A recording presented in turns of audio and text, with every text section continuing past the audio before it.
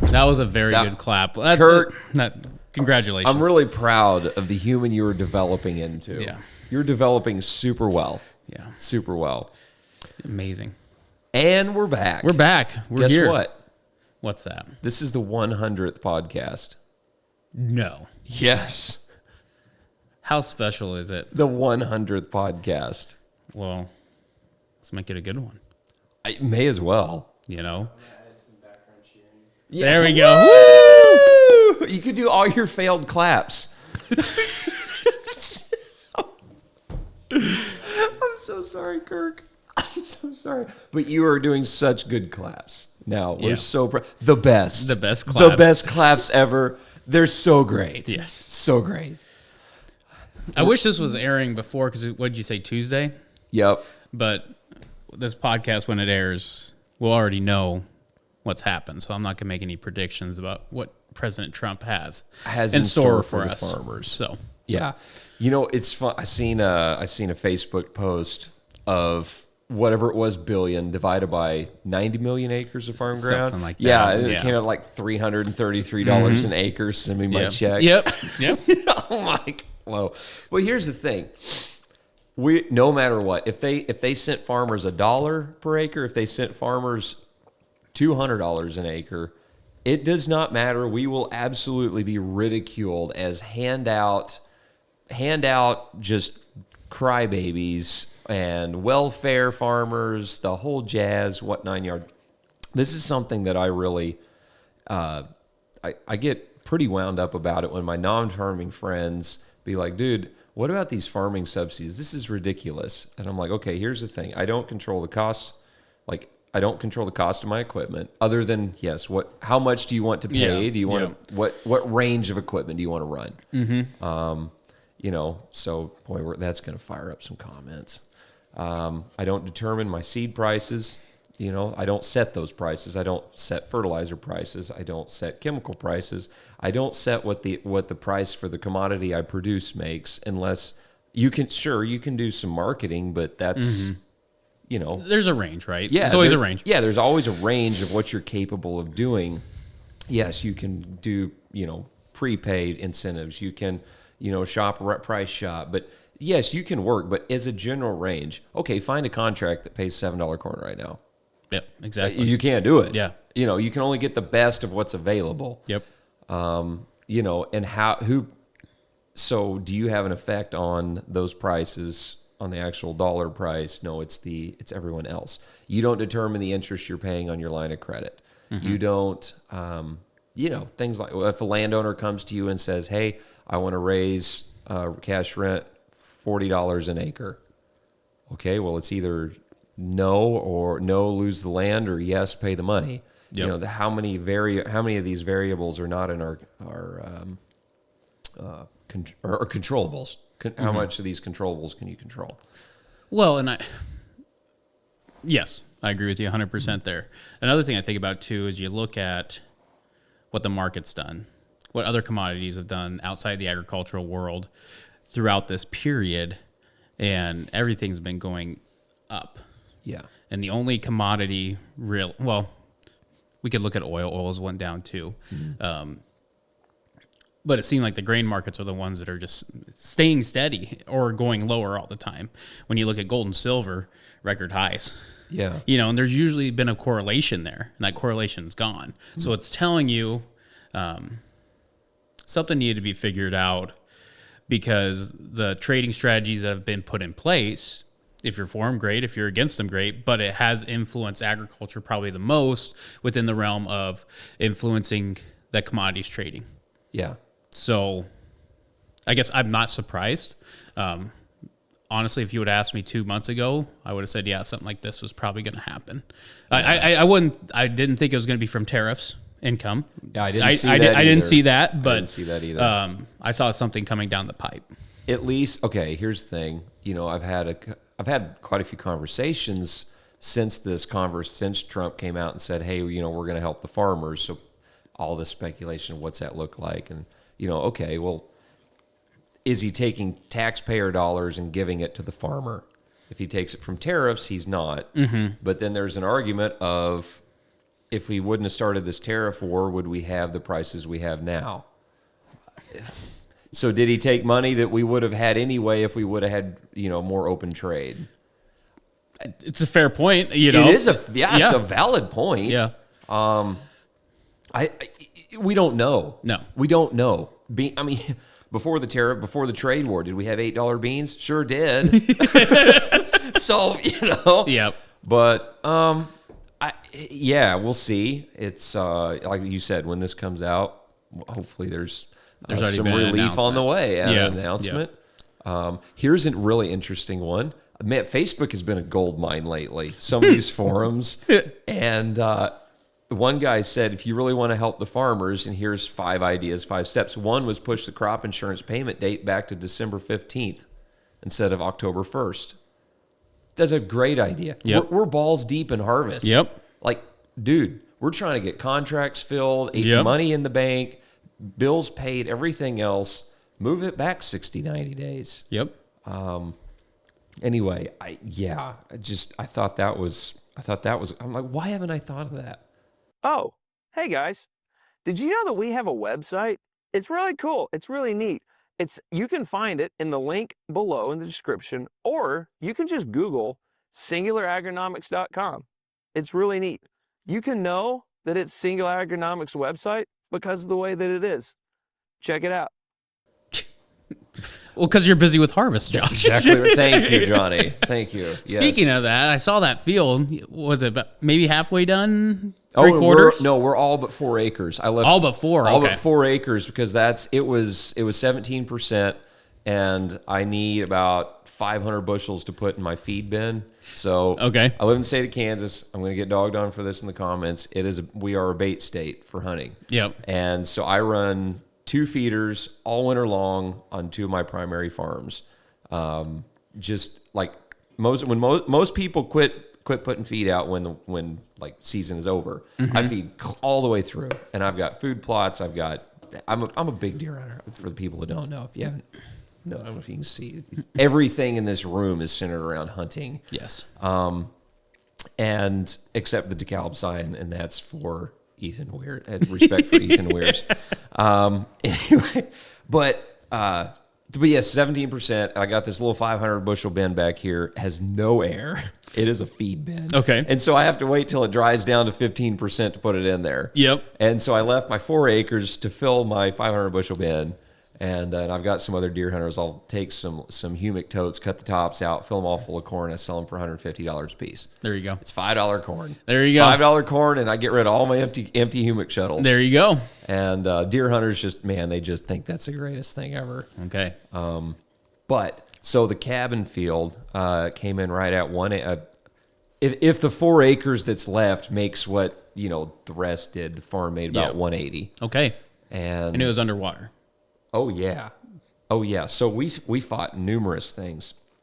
Doc Miller and I were just talking about this yesterday, and a lot of guys are struggling, like making a decision of whether to plant wheat or not. And sounds pretty odd, but this 20 no, it would be the wheat cut in summer of 24, planted to double crop beans. Oh, we had record wheat yields here, at least in Kansas. Dude, there was a lot of 80 to 110 bushel wheat. Yields never seen like that before here. And then we planted double crop beans right behind that, and the double crop beans made 35 to 55. For double crops, monster beans. Yep. Monster beans. So you saw it. Look in the YouTube series about it. There is a mat of residue 4 inches thick out there. And so we were fighting these, and this spring was cold, wet, just cold and wet. It's strip tilled, no tilled. Tillage guys actually looked better this year. Yep, because of that. In that situation, and this is a problem we only fought in the heavy residue from wheat double crop beans, but was cold, wet soils, uneven emergence. We had that freaking bug that was staying in any high residue ground that was eating the corn plant and killing it. So we had uneven stands from that. the raccoons were ungodly bad. Ridiculous, man. Ugh. So I wish the state of Kansas and every state out there put a bounty on raccoons. Like, please. Or other ideas that I can't mention on air. So, for controlling populations. It's insane. The amount of damage we have from deer. It's all right. The lights just flickered. They're listening. They're listening. They're listening. That's right. Put your aluminum foil over your head. Anyway, so the damage. Oh my gosh. So all of this said, planted 117-day hybrid into that. Longer hybrid as a Tricepta. It was a racehorse. And man, it cranked. That's my top yielding field so far this year, field average. Gotcha. Everyone this year here is fighting seeing 200 on a yield monitor. Now, we don't see that a whole lot here. We see it in a really good dirt on good years. But the one thing across all the farm ground, it doesn't matter the practices, the fertility plan, whatever, 200 is just a blip this year. Yep. Like, we're seeing so many, like lots of 170, 180. And it just doesn't go above that. It doesn't matter. Like I said, take everything out, like all of it. Nobody's monitors are going. And, it shouldn't go, oh, mine did. Well, that's great. That's awesome. Yeah. But at least in our region, it's a very consistent upper 100s where it didn't flood, hundreds, low 100s. Yep. And so, like I said, I was talking to Miller about it. And just so many factors that we fought this spring. Plus, at V4 through 7, we were torrential rain and cold, hot. And our humidity this year was very high, in the 90s, 90-some% humidity most of the summer. So it was a very difficult year to achieve the highs. We got a lot of good averages, which is really what we should shoot for. Ideally. Is consistent averages. Yep. But, man, the highs have been tough to hit. But that's okay. That's okay. Every year. We've learned a lot this year. Foliar programs. I have a new favorite creek hybrid, and some of its genetics are prone to accentuate pushing dent out. Be a little responsive to management. And dude, that baby, if we were in the melted urea, we ran balancer, fulvic, reproductive kelp. I ran 2 shots of that. Anywhere I ran 1 shot, we were 20 bushel higher. I ran 2 shots, 30 bushel higher. Now, just out of curiosity. Yep. So when you're saying that, is that comparables as in creek bottom ground versus higher altitude ground? So both creek and river had that response. Okay. Yep. And I was, now here's the thing. It was all done with a plane. Yep. So it was not a legitimate, okay, we cut these 24 rows, then 24 overs next. Yep. It's just going off, because we have, I call it skip farming. One farm, go a mile, another farm, go a mile, another farm. Yep. And I have some landowners that I farm for that don't want to push the needle. I have some that are okay with it. Yep. Or we own the ground. And if we own the ground and it's good ground and things look well, we push the needle. I mean, we're going for that. Yeah, exactly. If you're not watching on video, this is a monster ear of corn. That's actually 2 years old that has become severely dented, being dehydrated by my air conditioning system. Yeah. Petey actually told me, he goes, dude, what guys need to do, they need to take an ear of corn and they need to pick it and they need to weigh it. When it's like 25, 30%, weigh it on a gram scale. Yep. And see what that thing changes every 24 hours. 100%. Dude, it's amazing. What I would argue is actually take this, or take the ear and dekernel it. Okay. And do it that way. The grain, just the grain. Get the cob out of there. Gotcha. Yeah, because you're going to throw it out the back. Well, and it's just amazing how much weight and water inside that cob could have. Okay. So it could really skew stuff. Gotcha. That's a great idea. Because there was an adjuster that came on some of the corn that got hailed out in my area, and they weighed the ears, but they left the cob in it. alive like most adjusters do. But I understand their point. They're just doing what they're doing. But I think to myself, okay, if that person just happened to irrigate and that cob's full of water, and like in his situation, his corn got hailed out 100%. Okay. He doesn't want a high yield. No, he wants 0. Yeah, he wants the lowest yield possible. Now, we still did what we needed to do to make a good crop out of that situation, right? Yeah. ROI, all that jazz. But if you go in there and you have the cob, that's going to influence it. 100% it You would. need to take it off. Or like, I think it's going to sound like I'm trying to bash adjusters, but when we have our irrigated situation, when we do our math, you do your kernels around times length times population, and then you divide it by how many seeds per pound. Industry standard is 90,000. Yep. Okay. Where we have irrigation and we keep that crop alive longer, we should easily be flirting with that 80, and sometimes I argue 70. Yes. And sometimes they come out and do 90. Well, in this situation, the guy was cutting silage. Okay. He wants to raise his APH. He had a good year. Yeah. Well, if they divide by 90 and write that as the number, when it was really 80. Oh, you're talking big bushels. Well, I mean, you're talking 20. 20, 30 bushel. Yeah. Easy. I mean, it came out to be 230 corn divided by 90, right? Okay. But it was like, I want to say 27 and a half, 28 ton silage. Yep. Which, that's pretty good silage in my area. Okay.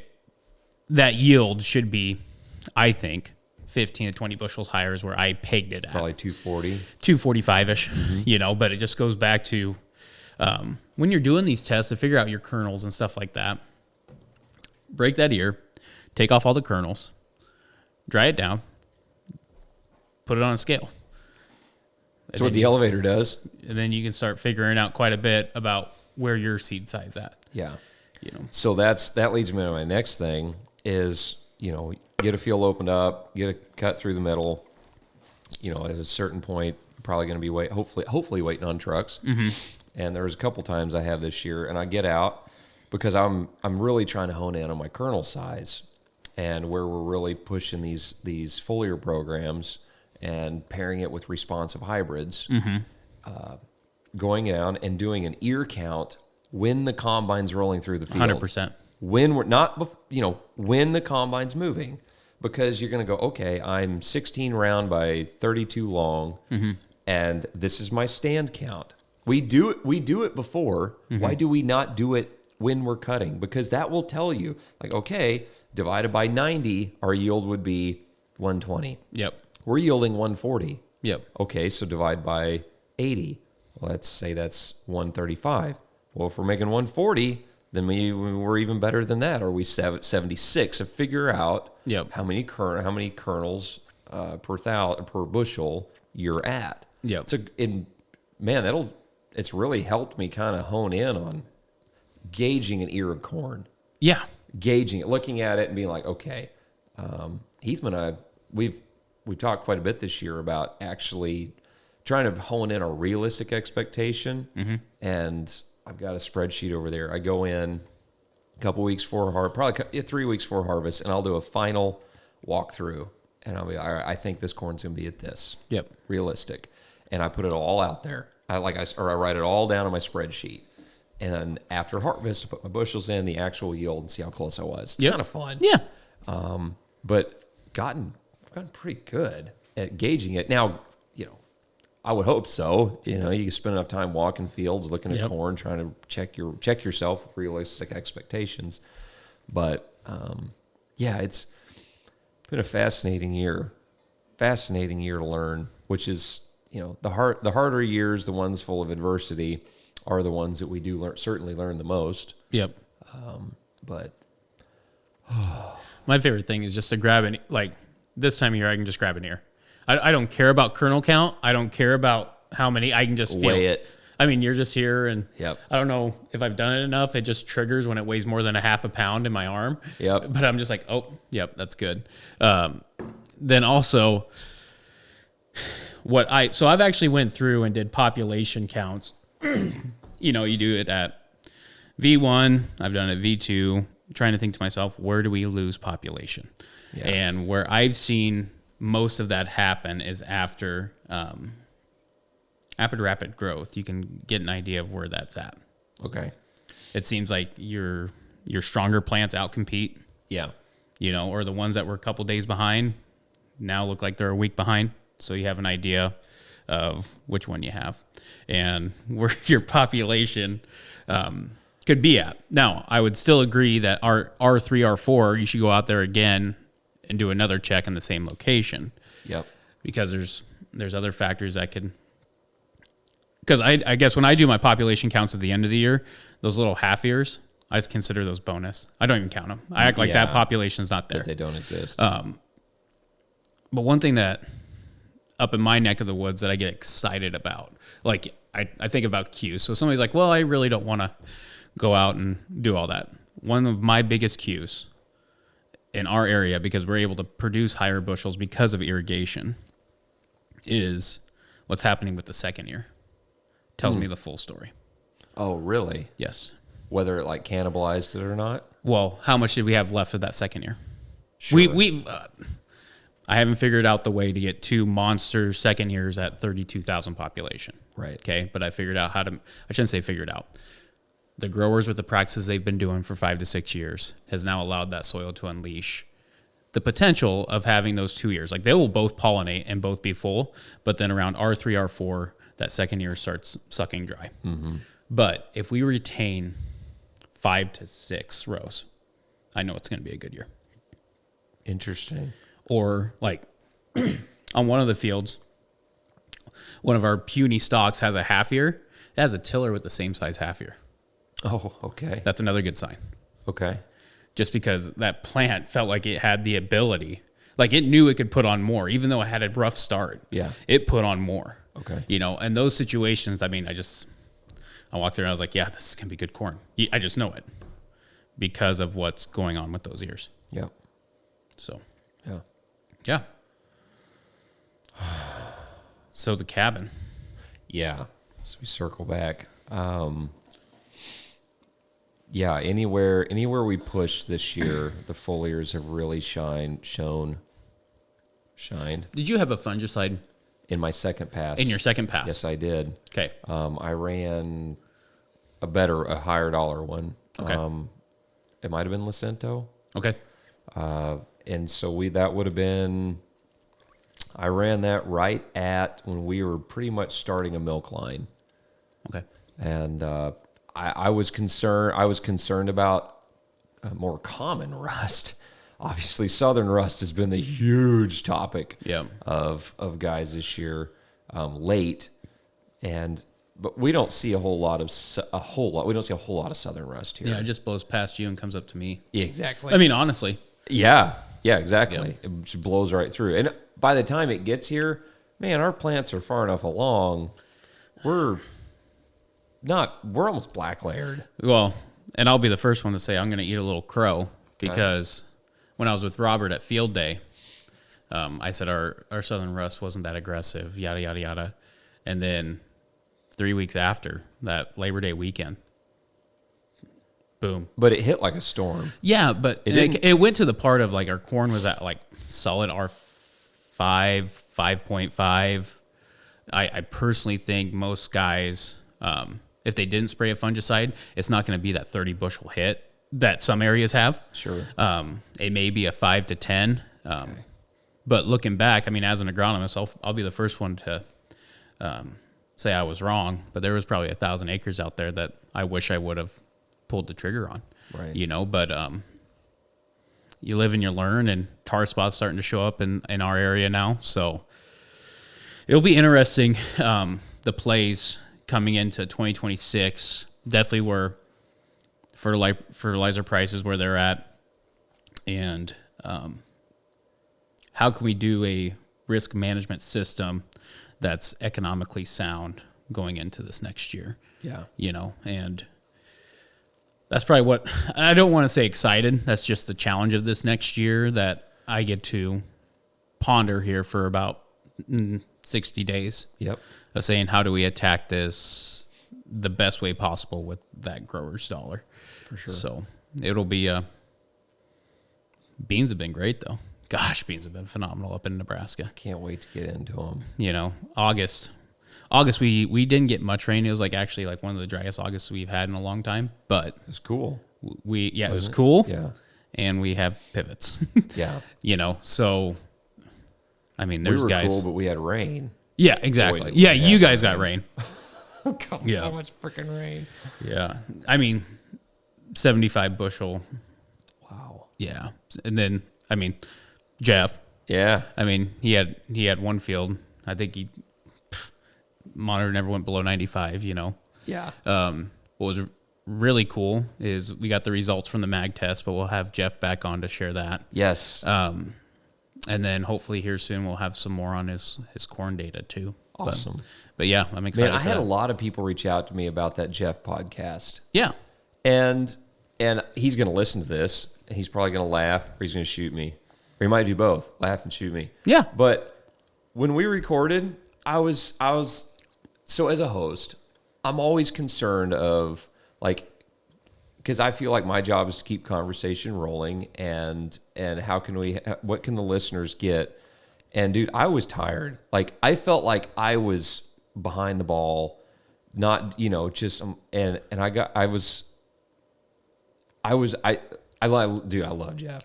Yeah. Like I just love the guy, but I felt like I wasn't doing a good job of leading conversation, and this was a great learning opportunity for me because the feedback from listeners was just guys talking life and farming. Yep. And it was really a reality check for me that, don't get me wrong, I want to feel like every podcast we can bring value to people. Yep. But sometimes people just want to talk life. Yep. And they want to talk about just hear a story. Yep. It's not, well, if you apply manganese at this stage, you can do da da da, and people are writing notes down. Yeah. We're hit with that all the time. Well, and I'd make an argument. Everybody's different, right? 100%. And I'm not gonna lie. I'm a person that I just want information, right? And I know there's some listeners of our podcasts. They're like, could you just star the ones that you guys share agronomic information? Like I've had people say stuff like that. Absolutely. To me. And you know what? That's not what we're here for. We're here to help spread the picture of the whole topic of farming and agriculture. Yes. And everybody has their favorite episode. 100. Yeah, they do. They absolutely do. But the Jeff podcast, and then with Kelp Lord, Alex, he just went full in on the S680 combine being a fuel hog. Well, you guys are talking about Kloss. Okay. Yeah. One of my good buddies back in Ord, he's a Kloss dealer. Oh, okay. And he actually shared one of the reels that you did. It was when you were getting the combine ready. Okay. Okay, great reel. But I was like, you should just go listen to the last podcast because they just talked a lot of good stuff about your combine. Yes, they did. Yes. Yeah. Old Kelp Lord, he's a Kloss fan through and through. And it's fun. It was fun just walking around his combine with him. I'd never been around one. And not up close. And man, that dude is into his combine. Oh, and it was just enjoyable. I mean, both him and Bean are very much equipment junkies. Yep. Like they like that stuff. There's a lot of guys that listen to this or friends that are equipment junkies. Some guys are junkies about fertility. Some guys are junkies about seeds. Some guys are junkies about whatever. Yeah. But there are guys that I like all of them. But it was fun to get someone that's into machinery. By the way, scares me that you're pointing. I know. I think he's okay with me sharing this. Kelp Lord, Alex, I think you are because I think he shared it on Twitter. So that's why I feel fairly comfortable. 24,000 popcorn, 125 pounds in, foliar, 400 gallon a minute well. That ain't a big well. No, it's not. It's a little well. Yep. I watched him hold 320 across that field. Good for him. Like I think the whole thing averaged in the 250s. Yeah. But like there was 290 to 320 corn all over that place. That's awesome. All over that place. Yep. You talk about getting your kernels to work for you. Yep. And But very high management. Very yes, Very high Them management. boys are like they walk their corn more than so many farmers. Yep. Like it gets me. It's like, dude, I personally get your butt out there. Quit making a decision without walking that field and looking. But it's been a year of successes for a lot of guys, and that doesn't necessarily mean it was yield. That could have been a year of success with just so many things. Maybe you were finally able to buy a farm that you've been dreaming of your whole life. Maybe you had another kid. Maybe you got married. Maybe you mended a bridge with dad on the farm. Maybe who knows what? Maybe you did hit a record yield. Yep. Maybe you learned more this year than you have ever learned before. That is a win. Yep. That is 1,000% a win. And I don't know. I'm looking back. So many people are just like, screw 2025. It's been, I got a list for you. right. But at the same time, yes, markets are in the dumpster. Inputs are high. But man, I have heard more guys say, I'm ready for 2026 more than any other year leading up to. Even going into years where it was $7 corn and $16 beans. There are guys this year that are like, bring it on. Bring it on. We made it through this one. Well, and I think that's where it goes, the old saying, tough times make stronger men, so on and so forth. Yes. But it's the idea of, we're in a situation in the ag economy, we have to find a ways to be efficient. You have to. And people are diving into that and now have the maybe self-confidence to pull the trigger on some of those things. And I think that's the exciting part. Right. Definitely from the agronomist side, I'm ready to push the needle. Yep. Now am I going to go change everybody's operation and flip it on its head? No. We're going to find 50 acres and prove the concept again. We proved it on 10 acres. Let's prove it on 50 or 100 acres. Yep. And then if we can prove it on 100 acres 2 years in a row, watch out. Absolutely. I think that's 100% correct. The confidence to move forward. And it's harder when dollars are tighter. Yep. But how do if we can't control the price much, how can we get more bushels? How can we decrease inputs? These are the topics on every farmer's mouth right now. Yep. Can we make more bushels? What costs spend, et Yep. cetera. And just the confidence that's coming out of honing in on each farm's management. Yep. Like on my farm this year, this hybrid paired with this management showed us a big response. Yep. Going into 26, I am going to hone in on that much more heavily because of my confidence of if that responded in a rough situation year, game on. Yep. Game on. We know what to do now. Yep. In a repeat or a similar scenario. Yeah. So that's it. 6th sense. What is your sixth? What is our sixth sense? Knowing how to play stupid. I'm telling you, it is a gift. It's a gift that keeps on giving. That's right. 2026. Let's keep rolling. 100th podcast. Check. Man, we got some cool stuff coming up. Very excited about Epic. what the next 3-4 months look like. It's gonna be fun. Yes. It's gonna be fun. Yep. Stay tuned. Stay tuned, guys. Thank you. Like, subscribe. Kurt, anything else I'm supposed to say? Just check out. We got our website. We got all kinds of stuff. Check us out there. Yeah. Yeah. Appreciate you guys. Thank you so much. Be encouraged going into 26. Over and out. Guys, thanks for watching the content so far. If you would like to see more, be sure to subscribe to our YouTube channel. We've got all the full-length podcasts, other video information, tutorials on there. Also on all the major podcast platforms and social media sites, Facebook, Instagram, TikTok, etc. So if you like this, go ahead and check more out on all those platforms.